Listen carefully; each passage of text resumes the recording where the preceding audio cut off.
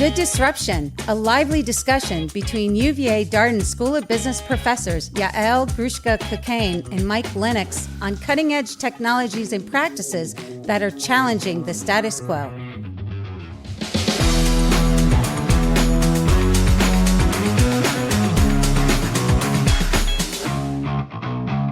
Hey, Mike. Hey, Yael. How are you doing today? I'm great. How are you? It's great to chat with you. I have a question for you. Okay, hit me. Are there certain household chores that you hate to do? Ooh, good question. Isn't that what my husband is for? I kind of like household chores sometimes because it's a nice way to kind of, chill out and diffuse. But I'm a bit bored of unloading and loading the dishwasher. That definitely can go away. I can outsource that. And I don't like everything to do with like the gardening and the sweeping and all the ice that we have now and the snow. So like the outdoors, taking care of our land is something that I definitely don't love doing. For me, I end up doing the laundry quite a bit, and I don't mind it. It's a very, you feel very accomplished when you finish it. But like the folding of the laundry, right? Yes. Like that is just a pain to have to do. Well, the reason I bring this up, because what I want to talk about today are humanoid robots. And the reason I asked the question, because my youth, I remember growing up and being a fan of the show The Jetsons. Did you have The Jetsons growing up? Not so much, but I know I've seen it, but I wasn't as invested in it. But yes, I'm aware of it. Yeah. And what comes to mind is Rosie the robot for The Jetsons, who was their maid basically and did all of those types of tasks there. And so this idea that, we might be able to get Rosie the robots here in the near future, these humanoid robots. Joe the helper around the house, right? Now we're going to go gender neutral these days. That's right. It could be Joe. It doesn't need to be Rosie. But the idea that you might have an assistant who's kind of humanoid in form, who does whatever task. It doesn't even have to be household chores, but will help us in many ways there. And why this has been a subject for sci-fi for many decades years. Here. Yeah. It's becoming more real. And I thought, this is one we've got to talk about here, of like try to understand where we are. I would just highlight in the 2025 Consumer Electronics Show we just had, you could argue that robots were center stage here. Everything from bartenders mixing cocktails to like the cleaner tidying up spaces. These have become a big hot ticket item here. And it's interesting to see the companies that are doing this. Companies like Boston Dynamics, NVIDIA, Tesla are all getting into this arena here. So, for today, I thought let's take a deep dive on humanoid robots. Yeah, and I love those examples that you provided, and I've been hearing a lot about it as well, especially when I have conversations around AI and the kind of revolution or big step change that we're feeling in the world. There's a lot of talk about humanoid robots, and part of me thinks is this the software that is catching up with the hardware. So finally we can get more functionality out of some of these robots because we're so much more sophisticated with the systems inside, like with our cars and our vehicles and what we're seeing there. And part of me is also thinking that from an industrial perspective, this is an economics question. Like the costs have gone down. And so suddenly there's a lot more interest because factories can invest in these robots that functionality has increased. And maybe there's just a new way to think about manufacturing. Is it the personal side of things and the kind of consumer side that you think is where we're seeing action? Or is it the more industrial side in your mind? Well, I think, the history of industrial robots being used in manufacturing goes back now well over 50 years. In fact, it was in the 1960s that we saw General Motors start to use industrial robots for the first time. And I think they continue to progress and be used. But this idea of humanoid robots, I would argue that this goes back millennia. In fact, the first, we might call robots, but we've also been called automatons over the years, could even go back to the ancient Greeks. So the inventor, and I don't know if I'm pronouncing this correctly, but Sisyphus of Alexandria built a statue that could both sit and stand. Now, of course, this wasn't using digital technology and AI, but just using mechanics to do so. Yeah. Leonardo da Vinci himself designed a knight that could move its arms, legs, and head and could speak by using a drum roll like we might see in player pianos. Of course he did, right. Of course he did, right, of course. Another example, Banu Musa from Baghdad created a flute player that used to use steam to create the sounds and could be adjusted by the user here. So this idea of creating human-like machines, I mean, this goes back to like the dawn of civilization, and maybe as a fascination that we've just always had, could we replicate?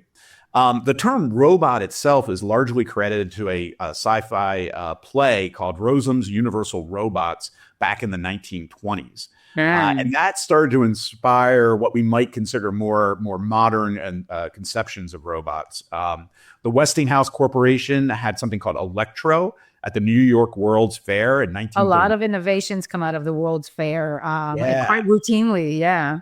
I thought it was interesting the things that it allowed it to do. It had voice commands. It could speak 700 words via a record player. It could smoke cigarettes. Like, I don't know why. That's what humans did back then, Why not? Yeah, that's right. It's going to be human. It's going to smoke cigarettes, apparently, back in 1939. Yeah, and I grew up obsessing about RoboCop. It was one of my favorite movies when I was growing up. I could watch that movie on repeat. It was so interesting to think about replacing some of the jobs and the functions around us with robots and give us all a chance at something of a second life. Well, and of course, all of us grew up in our generation with Star Wars and C-3PO. Right? Of course. If you go back to the 1970s, Sauder University in Japan came up with what we might consider the first really humanoid robot. It could walk, it could speak Japanese, it could grasp things.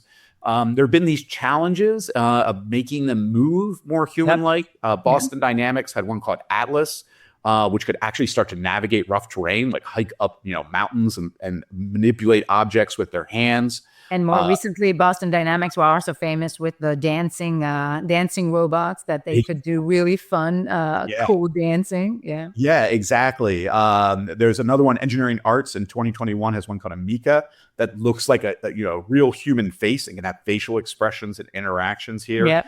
Yeah. So, I mean, this fascination of building like a robot that is as close to human has been with us for a long time. Yeah. I think your point, though, is spot on. What is changing now is that if you think about these earlier attempts, you're programming the algorithm, right? You're trying to decide, we move our arm left to right. Let's write the code to make it move its arm left or right. In advance of the interaction, right? Right. Everything is specified in the code.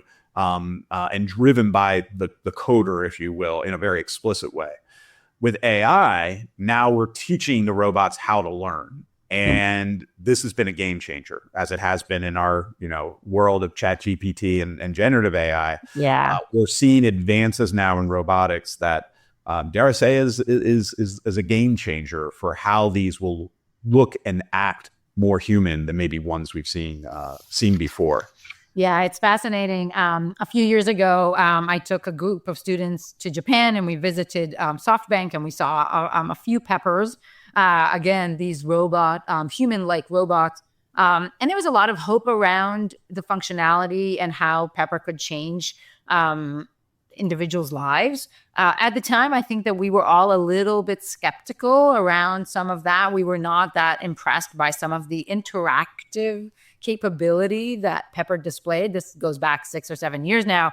Of course, I can imagine, given what we can do, everything comes back to generative AI. So given what we can do now with a lot more computing power, but also smarter models and quicker, we know that we can push that limit. So I'm excited to see the next evolution and generation of some of those robots. And there's a belief that we might be able to make, humanoid robots that are as human-like as we are. I was thinking like the Turing test for whether you could tell if something was an AI, have that for a humanoid robot, which immediately makes me think of some of these great sci-fi examples. So have you ever watched The Westworld?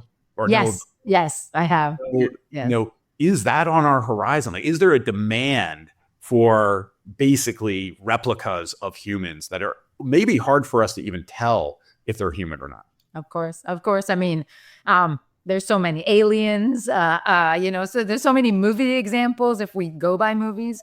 But I think it's exciting. It's exciting to think about the kind of places and functionality that we would want robots to kind of take over, and where there might be economic forces driving robots to take over that we maybe don't want them to. So, there's probably a distinction there. Well, and I think about, we've done a podcast on personal companions with generative AI. Exactly. Now you embody that in a humanoid robot. Like what are we talking about for human interactions? Are people going to have their just humanoid friends that they hang out with rather than actual humans? Is that the future we're looking at? And is that, theme of this podcast, is that good or bad disruption that we're talking about here? And I appreciate that. At the end of the day, our very tech, economic, business-like conversations become almost philosophical. So I think it was in RoboCop. Sorry that I'm bringing up the movie again, but I go there,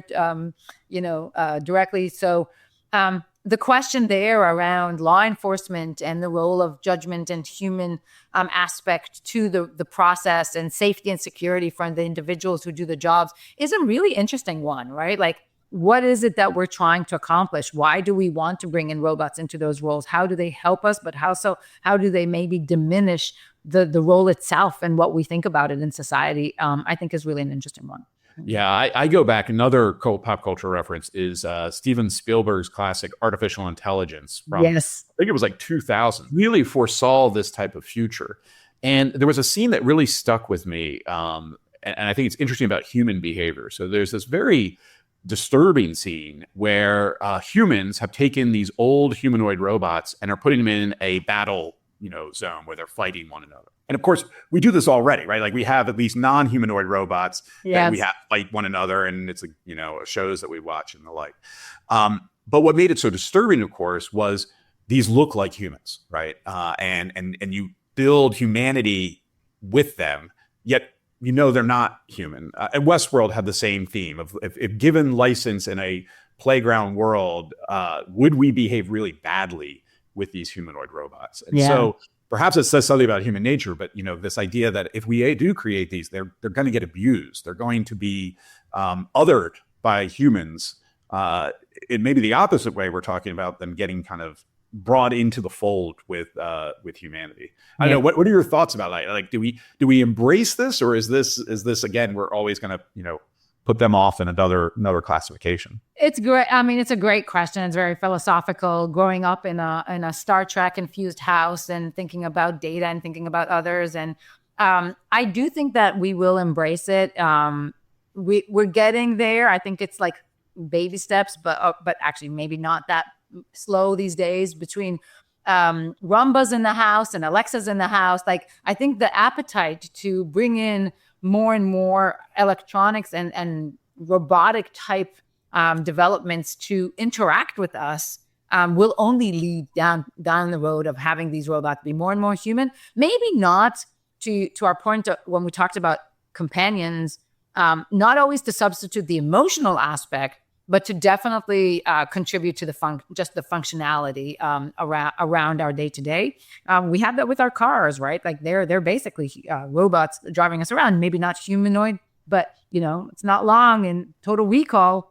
Didn't we have taxi drivers that were humanoid robots? I remember those. So. Oh yeah. Well, I think we're at this point, as we always get to, where we need help. We need some expertise to help us here think through this issue and problem. So I'm really pleased to bring in Professor Frank Lee, who's an assistant professor of management information systems at UBC Sauder School of Business. He's also a digital fellow at Stanford University Institute for Human-Centered Artificial Intelligence Digital Economy Lab. Frank, really a pleasure to have you with us here. Let me open with a question for you here. Help us separate out the hype from the reality of at least where we are now. How advanced are these humanoid robots, and what can we expect over the next few years? I always have to caution that when Elon Musk talks about this, right? It's like we're going to have these perfectly humanoid robots next year. I don't know about that. So Frank, help us out. Where do we kind of stand on these types of humanoid robots? Thank you, Mike. Thank you, Yael, for inviting me. I'm really excited to be here. I think you're spot on that when Elon Musk talks about something, he's usually over optimistic about that. But I wouldn't say that it is not there. I think it is in somewhat foreseeable future. And I would say that humanoid robot is still at its relatively earlier stage compared with other AI technologies such as ChatGPT. It's not a ChatGPT moment because there are a couple of gaps from where we are right now to where we get to the really powerful and capable humanoid robots, one of the caveats is that we do not have enough data to train these robots. Like, it's very easy to collect language information, the language data from the internet, from the books, but to capture human motions is much harder. But we really need that data to really train the robots. We're still waiting for the image net for humanoid robots. But I know that companies are doing that, some research labs are doing that. I think we're getting there. So this is part of where all that video footage and being recorded all the time is gonna maybe pay some dividends, if you want to see it that way, because that will be footage to train. Is that how to think about it? I think that's one of the ways. And usually what people do now is that they go to real factories or households and they put sensors on humans to really capture when they are doing somehow they do that. And if they accumulate enough data, then they can really do that as how we train the large language models and have this foundation model for robots. Frank, at the end of the day, when you're creating a humanoid robot, it is a mechanical system as well. How much of this is already solved in terms of like just the physicality of a human, the way we move our arms and legs, and just the physics of it? Do we have that managed, and then it's just a matter of the brain is what we need to solve, or is there still kind of physical attributes as well? Development of the brains is faster than these engineering problems. One of the caveats is this design, and the second is really the cost, right? Do we have to put sensors everywhere in the robots? Like our humans, right? We can feel about temperature, we can feel objects and basically every part of our body, but it's not necessarily for humanoid robots, right? We only need a certain part of that to have such sensors to, sensing the environment around it, but it's not necessarily the same as what humans do. And I guess that goes back to maybe something you raised, Yael, about what's the economic case for a fully humanoid robot? Like, why even do this at all? Is it just maybe it's a facial expression that we need, or it's a particular motion? But do we need a fully humanoid robot? Is there a market case for it? No, I was going to ask the same thing. Like, I'm curious around, like, when is the shift going to come, and what is it going to cost in order for it to be everywhere, right? Yeah. So if you think about humanoid robots and other types of robots, I think there are mainly two distinctions. One is the physical design. The humanoid robots, you have a head, you have arms, legs, and torso, and everything. And the second is really the purposes and functionalities. Do we really need robots to be humanoid? Maybe there's a demand somewhere in the market. The society is aging, so elderly care, there might be some demand on that. But it's not necessarily all the tasks, all the jobs have to be performed by humanoid robots. Other types of robots can maybe do these better than human. Yeah. Yeah, I think even some of these pop cultural references, like my original Rosie the Robot, she didn't have legs, right? She was like a vacuum cleaner was like her base, at the end of the day. It begs the question again, like, why do we need them to be humanoid rather than like what we've seen in industrial applications where they're like designed specifically for the task they're trying to do rather than have this general purpose piece? So one of the arguments for the pro-humanoid robots is that the physical world around us is designed for humans to do things better. So that's why we might, if we want the robot to be more generalized, we want the humanoid robots. So not only the task that is been originally designed for, maybe some of the other things that it can do, just because it acts as like us in the world around us.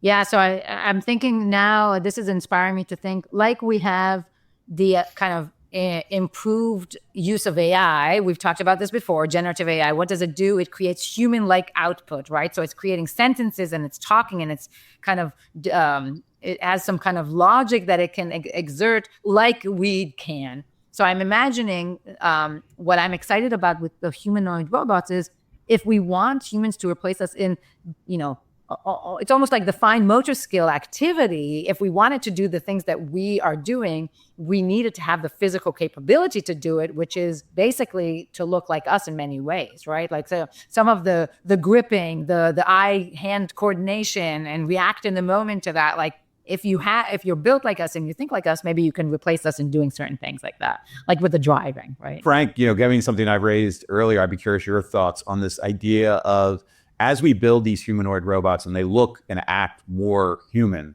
do you believe that we build an affinity for them in a way that is similar to a relationship you might have with an actual human? Oh, it's getting philosophical. I think it really depends, because us humans are so heterogeneous that some people might want, you build a robot and it looks like a human, you have some emotional attachment towards that. I think there's definitely someone working on that, and might be a demand. The rest of the society might think differently. So it's really hard to make any predictions where things might go. But I think we do see the demand on both sides. We often talk about, in this podcast, we like to think about good disruption and bad disruption, or no disruption at all. Is there anything that kind of keeps you up at night as you study these humanoid robots and you're kind of monitoring the progress and thinking about the use cases and the maybe macroeconomic implications? Is there anything that is keeping you up at night that you think that we should all be tackling or talking about? I think so. Go back to Mike's point about should we be embracing this or not. I don't think we have a choice. So these technologies are going to advance anyways. We have to embrace it, but it's really about how we want to embrace that. If we think about jobs, the jobs is a bundle of tasks that we perform, and those tasks will not all be automated by robots. Only part of that is going to be automated by robots. So the question to ask is, what tasks to be automated? Are those tasks that we want them to be automated? So the things that we want to do is still left for humans. And will there be new tasks generated? Will there be new jobs generated for humans to do with the advancement of these technologies? Yeah, and that's been a big question we've tackled a number of times here, is the role of technology in job displacement and whether or not we create those alternative jobs in the wake of them. I'd be curious, what's your familiarity and thoughts on Tesla Optimus? This is getting a lot of press. It's obviously designed to look like a human. They say they're going to mass produce these beginning next year, try to reach 100,000 out there in 2026. I'm curious, both from a technology standpoint, but also from a business standpoint. Like, is there a market out there for these at this point? I don't know if we know the exact price of them at this point, but I imagine they're going to be pretty expensive. Yeah. I think that's very impressive for sure. And in terms of market demand, and so I think we might know later today. The earnings call for Tesla, so Elon Musk might say something about it. Like we said, I take those with a grain of salt because there's a lot of things that are proposed. I will note there was a Goldman Sachs analysis that suggests this could reach $38 billion industry within the next decade, which is, that's obviously substantial. But a good sized industry, they feel. So where is that coming from in your mind? Where is that growth? Is it industrial growth? Well, industrial is already there, right? And as we push on these technologies and we increasingly automate, I think we've talked before about things like dark factories, where if you're using only robotics, you don't need any more humans. And so therefore you can turn the lights off, you can turn the AC off and just let it run.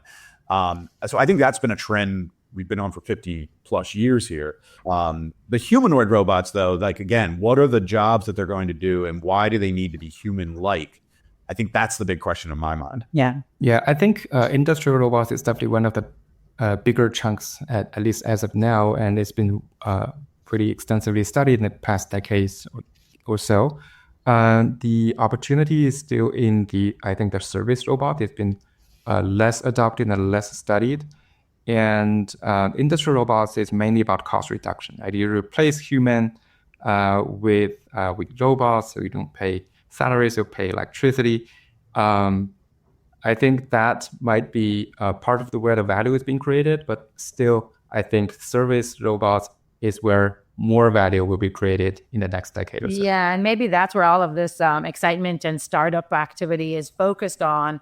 And I can imagine, we talk, at least here locally in the United States, there's shortage in nurses and the healthcare care providers. There's shortage in educators and teachers. I can imagine the benefits of being humanoid in that context when you are actually interacting with other humans. And so the services provided to humans.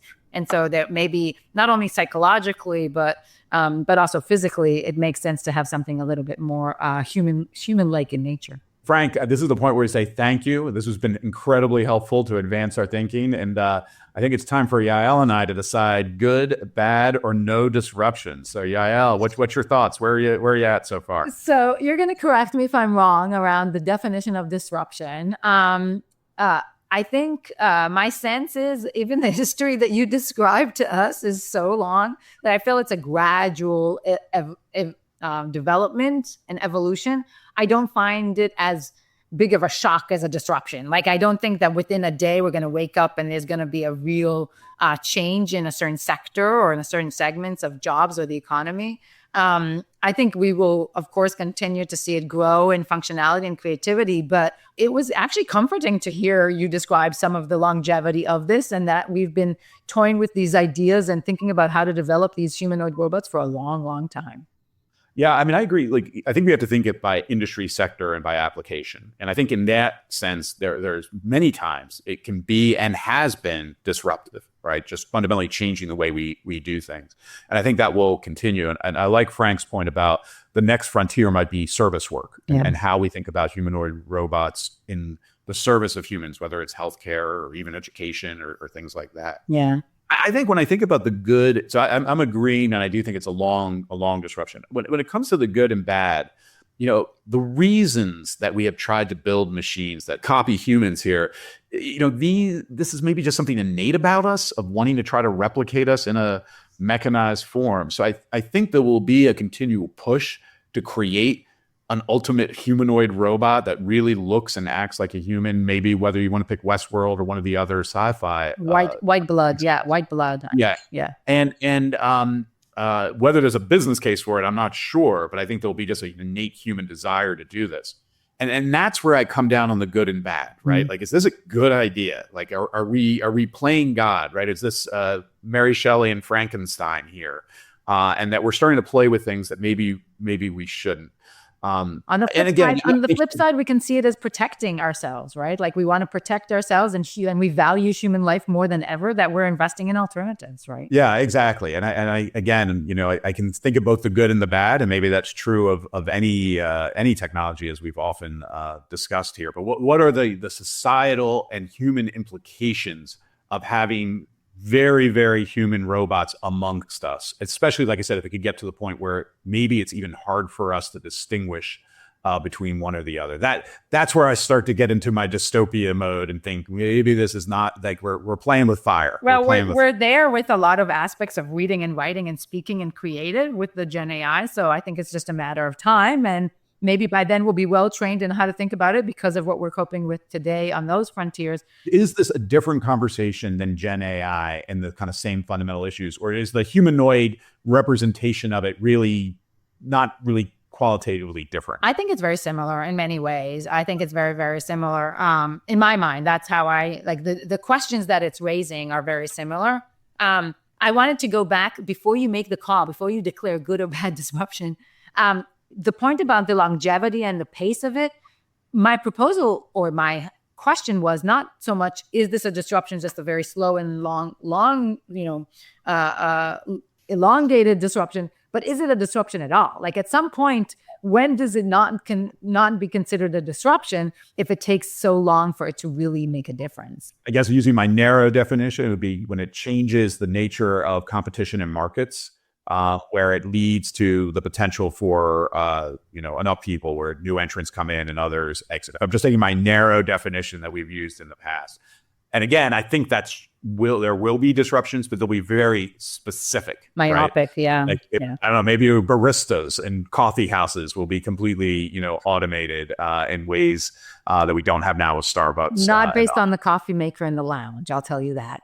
I'm debating between good and no disruption. That's what I'm debating, yes. All right, what should it be? You got to choose. I got to choose. Okay, I'm going to choose good disruption. Yes. Always a technology optimist. I know. Yeah. I like I said, I worry about these kind of dystopian futures. At the same time, I do think there's any number of use cases where a humanoid-like robot has value and value to society, not just economic value. And for that reason, I'm going to go with good disruption with a little asterisk that says, but let's pay attention to this as it evolves here. Great. I don't think we're there yet. I don't think we're at a point where this is going to be, really bad for society. But as we get further along, we might want to do this in another, decade again and revisit. Fair enough. Thank you to Frank for visiting us today. Thank you to Gary, our producer. Thank you to Becky, our researcher extraordinaire. This is Good Disruption.